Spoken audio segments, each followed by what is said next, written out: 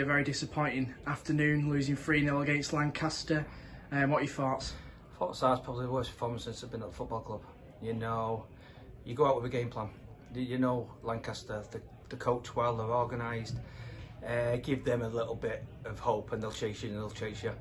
And then it's not good enough. You know, we've had kick-off, we've said put it in the corner, we've give it away in the corner. They've got set play and God knows the first goal, was it 2.5 minutes, 3 minutes? 3 minutes, yeah. Shocking start, you know. We give them the momentum to get at us. Everything we discussed before the game, you know, the game plan, everyone did their own things, you know, and that's shown in the first 5-10 minutes. I mean, sort of going behind so early, especially on a hot day like this, you're sort of chasing the game and that becomes really difficult then. It's our worst nightmare because we say, you know, teams are happy to sit in against us. You know, we're a good attacking football inside. You know, you give anyone any joy and, you know, like I just said, they're organised and they'll just wait and they'll pick you off again and again.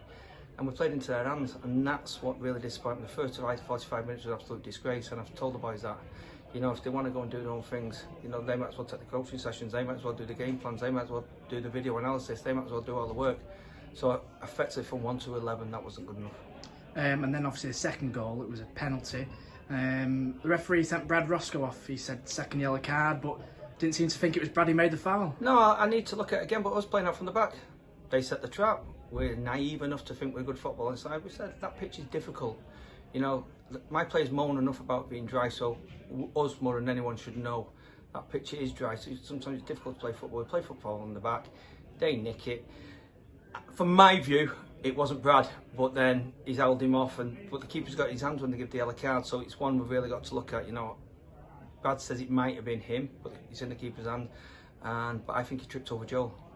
I mean, normally when you get a second yellow card and someone gets sent off, you can't really appeal it. But with this one, is it something because if we're saying it's mistaken identity, is something that we can do? That's what we've got to look at, but I'm not too sure. I thought it was mistaken, but obviously the referee's got his view, the linesman has, and Brad's not sure, you know, if it was tripped over him or he's held him off. I mean, what do you think the problem was in the first half? It just seemed to be so flat from obviously the early goal, but never got into it. The problem was we played into their hands. They want us to play out on the back. They want to set traps. You know, they'll put it back in the mixer. They're not ashamed of doing that. That's the way they play. You know, they'll force an error after error and they put it in good areas where we think we can play at our own pace. We treated that virtually as a five-a-side where you can't do that against good teams. You know, we've got to. The game plan was there and the players didn't take it on. So I have to look at the players, the information. I told them at half time, you know, what's the point of giving information if you're not going to take it on? I mean, second half came out, first 10 minutes had a decent goal, few sort of half chances, but then Lancaster got the third late on, and were you a bit unhappy about the defending maybe? For the again, we've goal? gone brave. So I think the first 10 minutes of the second half, we've created 5 chances, and that's what we asked in the first half. Let's give them a bit of their own medicine. Let's turn them. Let's win second balls. It'll bounce. It'll hold up on that pitch, you know. And I thought we did okay. And then we said, you know, Anton's not trapped back with Sam. We did gamble a little bit. We said Sam Bailey's a threat. You know, he scored a penalty. He's hit the post. And he puts balls in good areas. I'm not sure if he was offside. I'll have to look at that. He's come off Callum's shoulder. I'm not sure if Ditch is playing him on. But no, a good finish, you know. And we was always going to gamble. We had to gamble to get in the game. And unfortunately, they scored the third. It was game over.